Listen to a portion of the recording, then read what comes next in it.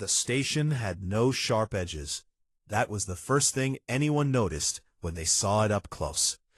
Every corner had been rounded off. Every surface had been softened.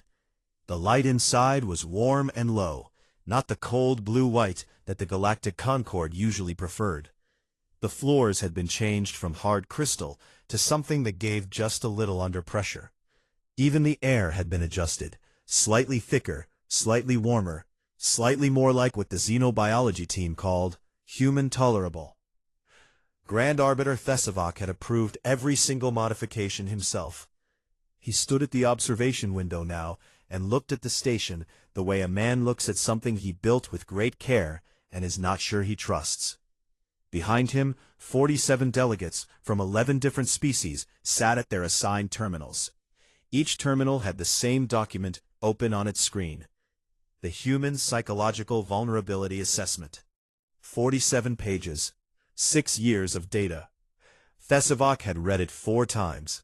He still did not feel ready. The war had lasted 6 years, 4 months, and 11 days. It had touched 32 star systems. The Galactic Concorde had won, mostly. That mostly was the part nobody said out loud, but everyone in the room understood it. They had won the way you win when the other side finally agrees to stop, not the way you win when the other side has nothing left. There was a difference. Thesivok understood that difference better than anyone. His sub-arbiter Kren appeared at his shoulder. Kren was young for this kind of work. Too curious. He asked questions that made older delegates uncomfortable. Not because the questions were rude, but because they were the kind no one wanted to answer. "The human ship is scheduled to arrive in 4 hours," Kren said. "The welcoming formation is ready. The diplomatic protocol sequence has been loaded. All 47 vulnerability response plans have been distributed." "Good," Thesivok said. "They sent their pre-meeting materials this morning." "And?" Kren held out the document. 1 page. Thesivok took it. He read it. He read it again. It was a menu request. At the bottom, below a short list of food preferences, there was a handwritten note. The handwriting was difficult to read, but he had learned human script for this occasion. "We'll eat beforehand, but Dio has a thing about ship food, so if there's a kitchen situation, that'd be great. Thanks, Yara." He stood very still. "That's all?" he said. "That's all, Grand Arbiter." He turned the page over, blank. He looked at the front again. Still, 1 page. He set it on the terminal next to the 47-page vulnerability assessment, and looked at both documents for a long moment. "Run the approach confirmation again," he said. Kren pulled up the sensor feed. The designated approach corridor sat empty in the display, the stars behind it cold and still. 4 hours until the window opened. 4 hours until the most important diplomatic event in the history of the Concorde was supposed to begin. Thesivok turned back to the observation window. He thought about what the war had taught him about humans. The data was strange. That was the only word for it. Strange and inconsistent and full of gaps that his analysts kept trying to fill with theories that never held. Human units had retreated from positions that made no tactical sense to hold. But then other human units had held positions that made no tactical sense to fight for, held them until there was nothing left, until there were no more people to hold them, and then somehow the positions had held anyway, because the Concorde forces had not wanted to walk through the place where those people had been. Fear responses were inconsistent. Pain thresholds were inconsistent. The point at which a human unit broke and the point at which it didn't seemed to depend on things no sensor could measure. The assessment called this psychological unpredictability. Thesivok had written that section himself. He suspected, in the quiet part of his mind he did not share with his advisors, that psychological unpredictability was a polite way of saying we could not find a pattern because there is no pattern, which was either the most terrifying thing he had ever considered or a data collection failure. He had spent 6 years hoping it was a data collection failure. Kren made a sound. Not a word, just a sound, the kind that comes out before the words catch up. Thesavok turned. The sensor feed had changed. There was a ship in the approach corridor. Not arriving, not decelerating into position, just there, present in the corridor. No warning, no hailing ping, no diplomatic protocol signal. The transponder code confirmed it was the human vessel. The timestamp on the sensor reading confirmed something that made Thesavok's eyes move to the station clock and back to the screen twice. 4 hours early. The protocol window was not open. The welcoming formation was not in position. The 47 delegates were not at their ceremonial stations. The light sequence for formal arrival had not been activated. Nothing was ready. The human ship sat in the corridor and waited, the way something waits when it has been there for a while already, and has simply been patient without being noticed. Kren was the first one to speak. They're 4 hours early. Yes. The protocol window opens in 4 hours. Yes. The room had gone very quiet behind them. Thesavok could feel 47 delegates looking at the same sensor feed, doing the same math, arriving at the same place he had arrived. Grand Arbiter. Kren's voice was careful. Careful in the way voices get when the question they're asking is not the question they're really asking. What does it mean for a human arriving 4 hours before a peace summit? Thesavok looked at the sensor feed. The ship didn't move. It just sat there, patient in the corridor, in a part of space it had no right to be in yet, and waited. He thought about every page of the assessment, every data point, every theory his analysts had built and tested and refined over 6 years of watching this species from a careful distance. He opened his mouth. He closed it. He looked at the ship again. "I don't know," he said. The words tasted strange. He was not sure he had ever said them in that order before. Not in a professional context. Not about something that mattered. Kren said nothing. There was nothing to say. Behind them, 47 delegates sat with their 47 vulnerability response plans open on their screens, and the human ship sat in a corridor 4 hours before anyone had asked it to be there, and the station's soft, warm light that had been carefully designed to make humans comfortable hummed around them all. Thesavok kept looking at the ship. It did not do anything else. It just waited. He had the feeling, deep and uncomfortable, that this was exactly the problem. The airlock opened, and Ambassador Yara Chen walked through it like she was stepping into a meeting she had already decided how to leave. She was not tall. She was not dressed in anything ceremonial. She wore a dark jacket, practical shoes, and the expression of someone who had seen enough impressive rooms that impressive rooms had stopped working on her. She took one look at the crystalline hall, the high ceilings, the soft light, the 47 delegates arranged in formal welcome configuration, 12 species in full diplomatic display, and she nodded. Once. The way you nod at a reasonably clean hotel lobby. Behind her, Specialist Dio Okonkwo was talking. He had apparently been talking since before the airlock opened, mid-sentence about something involving gravitational lensing that had happened during their approach. His hands were moving. His eyes were on the ceiling. He was smiling the way people smile when they have just seen something that delights them completely. And the thing that had delighted him, Kren would piece together later, was a spatial anomaly that should have pulled their ship apart. The third human, a quiet woman named Reyes, followed them both in, and stood slightly behind Chen. She said nothing. She looked at every corner of the room in a way that was not obvious, but was very thorough. Grand Arbiter Thesavok stood at the front of the welcoming formation and watched the 3 humans cross the floor toward him. Chen moved with no hesitation, no pause to take in the grandeur, no moment of adjustment. She crossed the floor the way water crosses a surface, following the straightest path, spending no time on anything that was not the destination. She stopped in front of Thesavok and extended her right hand. He knew the gesture.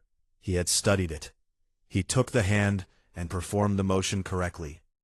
Her hand was rough. He noticed it immediately. The skin on her palm had the texture of something that had done physical work for years. A diplomat.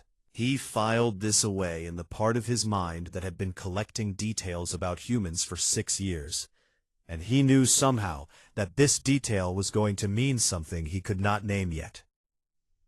"Ambassador Chen," he said, "welcome to the Concord Neutral Station. We are honored by your presence." "Thank you," she said. "You've done something interesting with the light in here. It works." She said it plainly, not as a compliment designed to open him up, just an observation, delivered and finished, the way you state a fact about weather. He did not know what to do with that, so he moved on. He began the formal introduction sequence, the names of the gathered delegates, the significance of the station, the history of what this meeting represented. He had written this introduction himself. It had taken him 3 days. It was designed to set a tone of gravity and careful hope. Deo was looking at the ceiling. Not rudely. He was genuinely studying it. His head was tilted, and his lips were moving lightly, and at one point he held up one hand and spread his fingers as if measuring something between them and the ceiling arch. 3 Concord delegates shifted in their positions. Thesivok kept going. Then Deo walked into the sacred basin of 1,000 treaties. It was not a large water feature, but it was old, 400 years, present at every major peace agreement the Concord had ever signed. It sat in the center of the approach floor, in a shallow ceremonial basin, lit from below, surrounded by carved inscriptions in 7 languages. Every delegate who entered this hall was supposed to walk around it. The path was clearly marked. The basin itself was clearly visible. Deo walked straight into it. He went shin deep before he stopped. He looked down. "Oh, that's actually—" He crouched, which got him closer to the water. He reached down and touched the basin's inner wall. "Is this resonance tuned? The frequency on this is incredible. What material is this pre-Concord construction?" Because the acoustic signature suggests, 3 delegates reached for their distress signalers. One made a sound that Kren recognized as his species' expression of ceremonial horror. Chen did not turn around. "Dio," she said. "The stonework alone is at least—" "Dio." A pause. "Right. Yes. Sorry." He stood up, stepped out of the basin. His right pant leg was soaking from the knee down. He did not look at it. He did not acknowledge it. He looked at Thesivok instead, pleasantly, as if they had just been introduced at a gathering. "This station is remarkable, the acoustic architecture in this room. I'd love to talk to whoever designed it." Chen looked at Thesivok. Thesivok looked at Chen. "He does that," she said. "You get used to it." Kren wrote in his personal log that evening. The human scientist walked through the sacred basin of 1,000 treaties as though it were a puddle in a parking structure. He then crouched in it to examine the stonework. I cannot determine if this was disrespect, or if he genuinely did not assign it the significance we do. I think it was the second one. I think the humans simply found the construction interesting, and the water was in the way. This may be the most unsettling thing I have witnessed in 6 years of war. The welcoming session resumed. It was on the surface unremarkable. There was food. The kitchen had been staffed for it, Chen's request honored.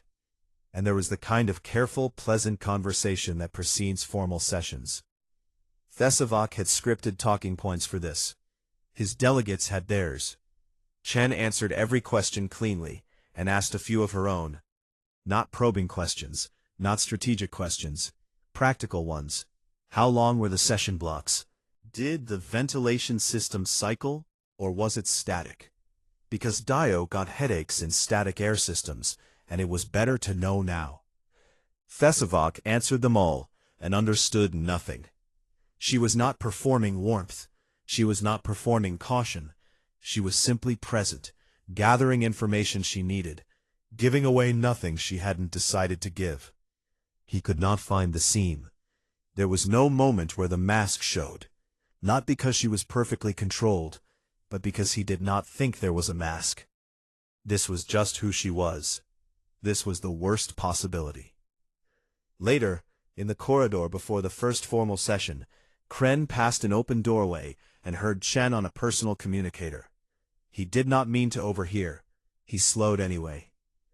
She was talking to someone she called by a name that was not a title. Her voice was different. Not softer exactly, but the precision was gone from it, the careful placement of every word. She was describing the station. The light, she said, the architecture. She said the person on the other end would love it. She said she'd take pictures if they'd let her. She ended the call. She turned. Kren was in the doorway. She did not startle. She did not adjust her face. She simply looked at him the way she looked at everything, straight, and all the way through. "How long?" she said, not aggressive, just asking. "I apologize," he said.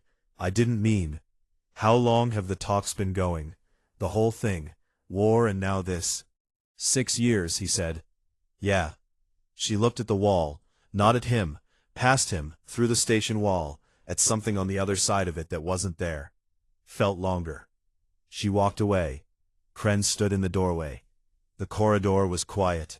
He thought about those 2 words for a long time after. The first formal session began exactly on schedule. This was, Thesevok noted, the first thing the humans had done on schedule since they arrived. He was not sure whether to find it reassuring or suspicious. He settled on suspicious, because suspicious had served him well for 40 years of diplomatic work, and he was not ready to retire it over one data point. The table was long and curved, designed so that no side sat at the head of it. Neutral geometry. Thesevok had insisted on this. Chen had looked at it when she sat down and said nothing, which meant either she approved or she had noticed and was saving her opinion for later. With her, both were equally possible. The session opened with the standard territorial framework, the disputed systems, the buffer zones, the transit corridors. Every item had been pre-negotiated to the point where the formal session was mostly a ceremony of confirmation. Thesevok had designed it this way deliberately. Start with the easy things. Build the rhythm of agreement before anything difficult was asked. Chen had clearly read the same playbook. She moved through the first 3 items efficiently, traded a minor concession on transit timing for a minor gain on resource access, and did it all in the flat practical tone of someone processing a list. 40 minutes in, she and Dio had an argument.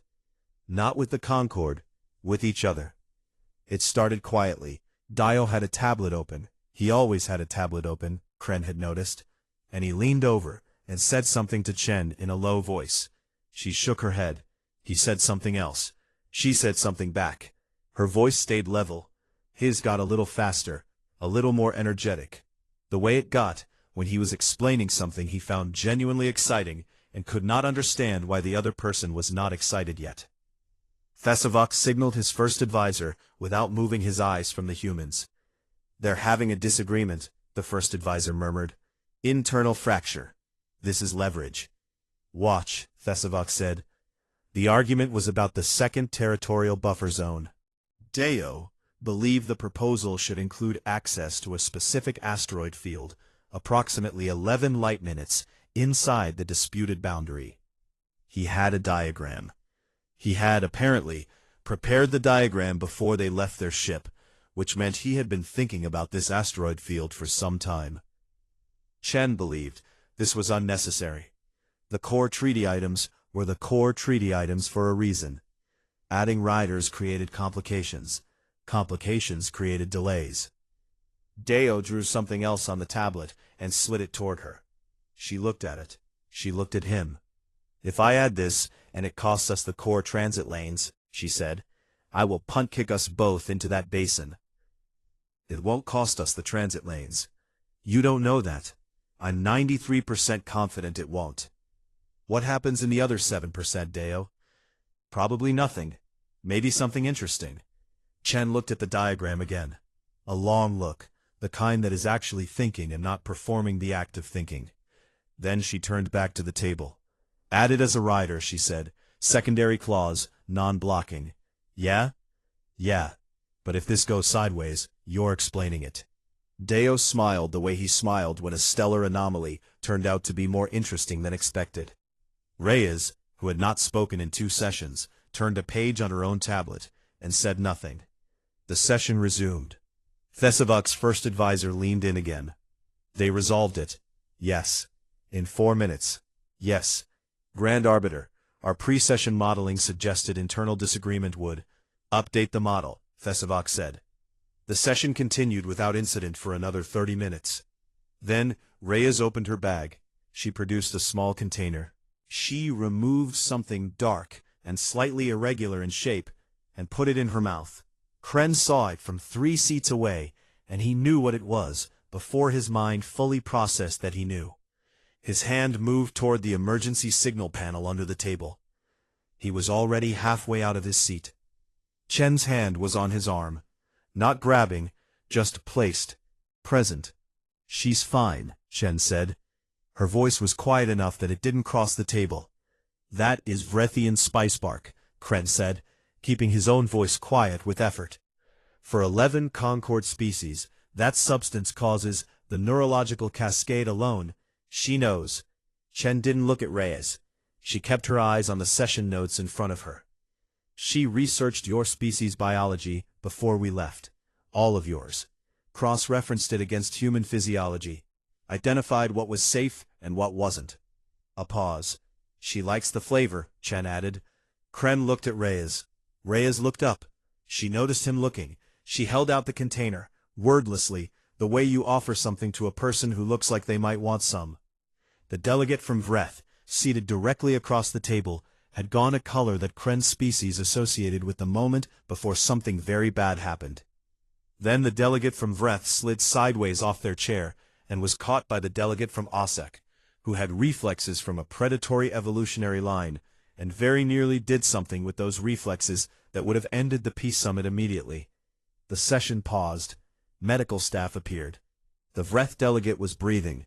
They had fainted from the sight of their sacred spicebark being casually consumed by an alien species, which was technically a different medical situation than Kren had first feared, but only technically.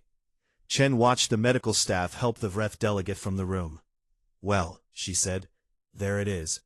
She said it the way weather reporters announce rain. The session broke. Delegates scattered into side corridors. Fesivok called an emergency advisor meeting and stood at the head of the table in the small conference room and looked at 11 worried faces looking back at him. The fear map is not working, his first advisor said. No. They were supposed to enter this summit diminished, displaced. The 6-year campaign was designed to, I know what it was designed to do. To reduce their psychological readiness, to bring them to this table in a posture of manageable desperation. They were supposed to be, I know, his voice was flat. They are not. Silence. So what do they want? Another advisor asked. If they're not desperate, if the positioning hasn't worked, what is their actual objective here? What are they taking from this negotiation? Fesivok thought about Chen, crossing the floor of the welcome hall. No hesitation. Straight line. The calluses on her hand. The way she said, felt longer, about 6 years of war. 2 words dropped, and not picked up again. He thought about Deo, shin deep in a 400-year-old ceremonial basin, asking who built it.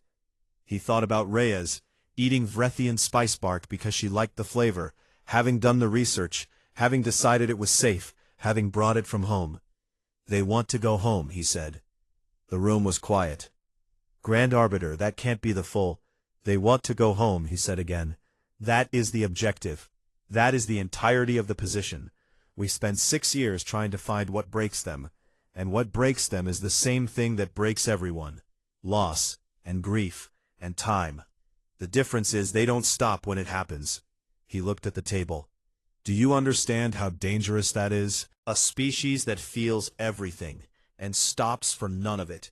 Sitting across from us, asking for the fastest way back to their families. The advisors were quiet for a long time. His first advisor said carefully, Then we give them the fastest way back. Yes, Fesivok said, and we are very, very careful about what that costs them. Because the moment the path home becomes harder through peace than through continued war. He didn't finish the sentence. He didn't need to. Everyone in the room finished it themselves. Fesivok, requested 10 minutes with Ambassador Chen before the second formal session. Off the record. Side chamber. He made the request through Kren, phrased as a professional courtesy, and Chen agreed without asking why. That alone unsettled him. Every other species he had ever worked with asked why. The question was a negotiating move, gathering information before agreeing, signaling that agreement had a cost. Chen just said yes and appeared at the side chamber door 3 minutes later. He had used this particular opening, the informal private meeting, the direct question, 41 times over his career. It had never failed. The question itself was simple. Every species had fears, and knowing the fears meant knowing where the pressure points were, which meant knowing how the negotiation would end before it ended. This was not cruelty. This was efficiency. It was the fastest way to an agreement both sides could hold. He waited until they were seated, the room quiet, no advisors. Ambassador, he said, in the interest of building an honest foundation, what does your species fear? Not tactically, not as a diplomatic position, existentially. What is the thing that stops you? Chen looked at him. She had the same expression she always had, direct, considering, neither warm nor cold. She looked at him the way a person looks at something they're deciding whether to take seriously. Extinction, she said, same as everyone. And the path to extinction, what triggers that fear response? What does your species need in order to stop? A pause. Nothing's made us stop yet, she said. That's not an answer. No. She looked at the wall, not at him, past him, the way she sometimes did when the thing she was looking at wasn't in the room. It's an observation. He pressed. He had prepared for deflection.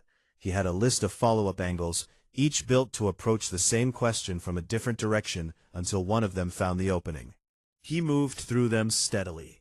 The resource collapse on 3 colony worlds, the displacement of civilian populations, the communication blackouts during the worst of the campaign, the casualty numbers from the final year. He listed them all. Chen listened to the whole list without moving. Yeah, she said, when he finished. One word. He waited. Nothing followed. Those events, he said carefully, in any other species, would have created a psychological breaking point, a point at which continued conflict became untenable. We studied your responses.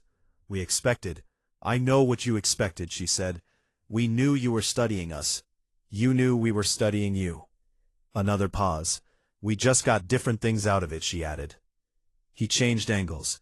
He mentioned the Kalari engagement, 3 years into the war, a human fleet engagement that the Concord had won completely. He had watched it on tactical feeds in real time.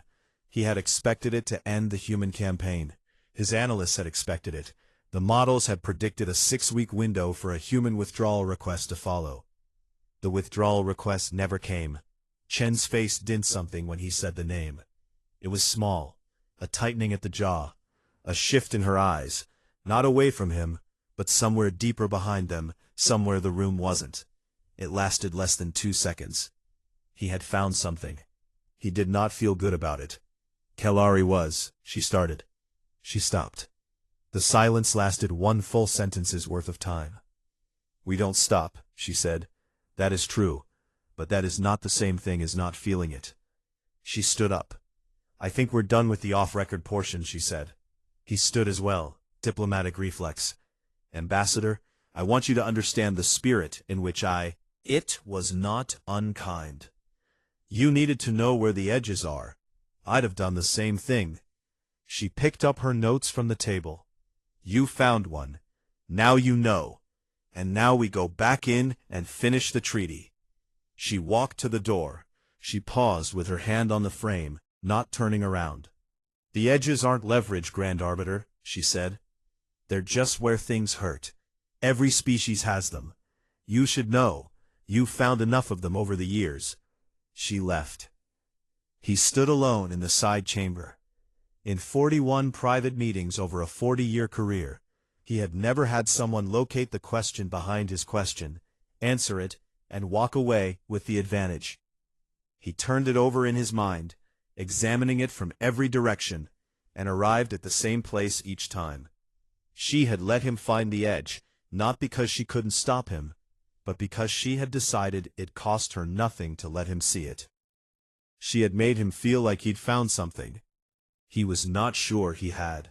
Kren found the answer he was looking for in a different room, in a different conversation, with a different human. He had begun, over the past 2 days, to spend short periods in whatever space Deo occupied. This was professionally embarrassing, and he had not told Desivok about it. But Deo was the only person on either side of the table who was not performing anything. And after 2 days of watching everyone perform, Kren found this restful in a way he could not explain. Deo was in the station's secondary reading room, working through a paper on stellar cartography, for pleasure. Reading a dense academic paper about star formation as leisure activity, the way other species might listen to music. Kren sat across from him. "Specialist Okonkwo," he said, "I have a question. Off the record." "Sure.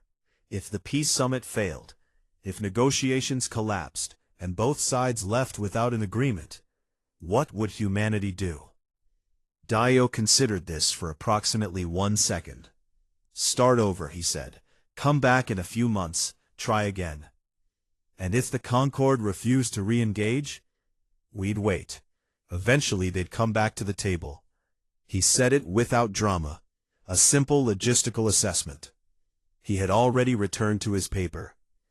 "The Concord has been a stable institution for 400 years, Kren said. Dio looked up again.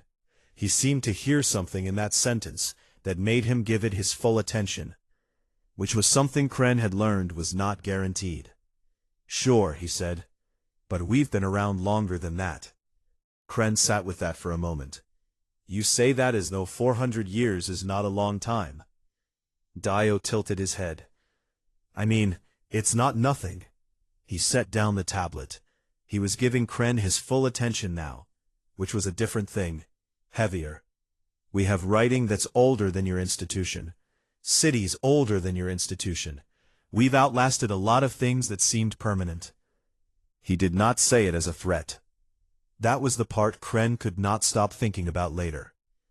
He said it the way you state a geological fact, a thing that is true about the world, recorded and noted, requiring no opinion attached to it. "Does that not scare you?" Kren asked. "What it would take to outlast something like the Concord?" Dio looked at him for a moment. "A little," he said honestly. "But also, yeah, we'd figure it out." He picked up his tablet. "It's kind of our thing." He went back to his paper. Kren sat in the chair and did not move for a while. He wrote in his personal log that night, "I have been trying for 2 days to determine what frightens the humans, and I think I finally have an answer. The answer is, the same things that frighten everyone. Loss, pain, time, separation. The difference is they treat those things as the weather, conditions to be noted and moved through, not reasons to stop. I don't know if that makes them brave. I don't think they think about it that way. I think they just keep going, the way a river keeps going.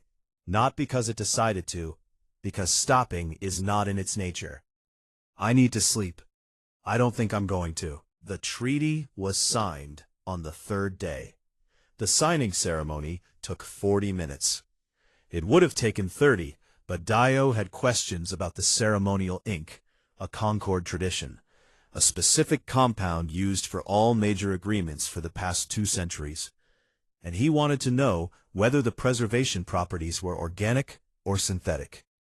The delegate responsible for the ink explained patiently that it was organic. Dio asked 3 follow-up questions. Chen signed her name while he was still talking. Her handwriting was difficult to read, which she acknowledged to no one, signing and moving the document down the table without comment. Reyes signed last. Neat small letters. She recapped her pen and put it back in her jacket. On the Concord side, Desivok signed with the careful precision of someone who understood that his signature on this document was going to outlast him. He placed the pen down and looked at the signed page for a moment. The human signatures on one side, ragged and quick, and the Concord signatures on the other, formal and measured. and he thought that the page itself looked like a summary of the last 3 days. "It's done," his first advisor said quietly. "Yes," Thesivok said. It did not feel the way he had expected it to feel. He had ended wars before. There was usually something clean about it, a sense of a door closing. This felt more like a door that had been left open on purpose, and he was not sure yet whether the air coming through it was good or bad. The formal session ended. Delegates filed out. Some stopped to speak with each other, cautious, careful conversations, the kind that begin with pleasantries and mean something else entirely. The room emptied gradually, the way water drains, slowly and then all at once. Kren was helping clear the session documents from his end of the table, when he noticed Chen standing near the window at the far end of the room. She was not on her communicator. She was not reviewing notes. She was just standing there, looking at the stars outside the station glass, her arms loose at her sides. He crossed the room. It was not his role. It was professionally embarrassing. The same way all his choices over the past 3 days had been professionally embarrassing. He was past caring about it. He stopped beside her. She did not turn. "It's a good view," she said. "Yes," he said. The station was positioned for it deliberately. A pause. He had told himself over the past 3 days that he was going to ask her one more thing before they left. He had rehearsed the question. He had decided not to ask it. He had decided to ask it again. He was out of time. "Ambassador," he said. Was there a point, a real point, not a diplomatic answer, where humanity would have stopped, where the outcome would have been different? Chen was quiet for long enough that he thought she was not going to answer. "Ask me in 10 years, she said, "when I can answer without it being classified." He nodded. Not a yes, not a no. A door left open on purpose. He stood beside her for a moment longer. The stars outside were the same stars that had been there during the war. The same positions, the same distances, unchanged by any of it. That seemed wrong to him somehow. Things that large should have shifted, should have noticed. "I read the Kalari numbers," he said, "after your session with the Grand Arbiter. The full casualty figures, not the summary." He paused. "I wanted to say, I know it doesn't fix anything, and I know I'm one person, but I want you to know that someone on our side understands what that cost. Someone is sorry." Chen didn't move for a moment. Then she exhaled. Small, quiet, the kind of breath that comes out when you've been holding something and you didn't know you were holding it. "Thank you," she said. She said them carefully. The way you carry something that matters. She did not say it was all right. She did not say they were past it. She did not offer a diplomatic return gesture. She just took the thing he had given her and held it, and that was all. And somehow, that was more than anything else that had been said across the table in 3 days of careful formal language. They stood at the window a little longer. Then she said she had to go find Dio before he disassembled something structural out of scientific curiosity, and she walked away, and Kren stayed at the window by himself. The human ship departed 4 hours later. On time, exactly on time, which Thesivok had not expected after the entrance. He stood at the observation window in the bridge and watched the drive signature appear in the sensor feed, a brief bright line that contracted and then was gone, the ship folding into its own transit corridor, headed home. "Will they honor it?" his first advisor asked, the question that followed every treaty, every time. "Yes." "You're certain?" Thesivok watched the place where the drive signature had been. Space had already closed over it, no trace. "They want to go home," he said. "They'll honor everything that keeps that path open. As long as peace is shorter than war, they'll hold the agreement. And when it isn't?" He thought about Chen at the window, the exhale, the 2 careful words, the calluses on her hand, and the 6 years in 2 words, and the wall she looked through, instead of at. Then we'll need to be very careful, he said, about what we ask them to hold. His first advisor said nothing. There was nothing useful to say to that, and they had both been in this work long enough to know the difference between a silence that wanted filling and one that didn't. Kren wrote his final log entry that night. The treaty is signed. The station is already being returned to its standard configuration. The rounded edges, the soft light, all of it being reversed. Tomorrow it will look the way it looked before. I keep thinking about something Specialist Okonkwo said. I asked him if he was relieved it was over. He thought about it and said, I mean, it's a good start. Not it's over, not we won, not we can rest now. A good start, like this was the first step of something rather than the end of something. I don't know what to do with that. For 6 years we tried to find what breaks a human. We built an entire campaign around finding that point and pushing on it. We found it, eventually. They break the same way everything breaks. Loss, grief, the specific weight of a name like Kalari, set in a quiet room. They break. They just don't stop.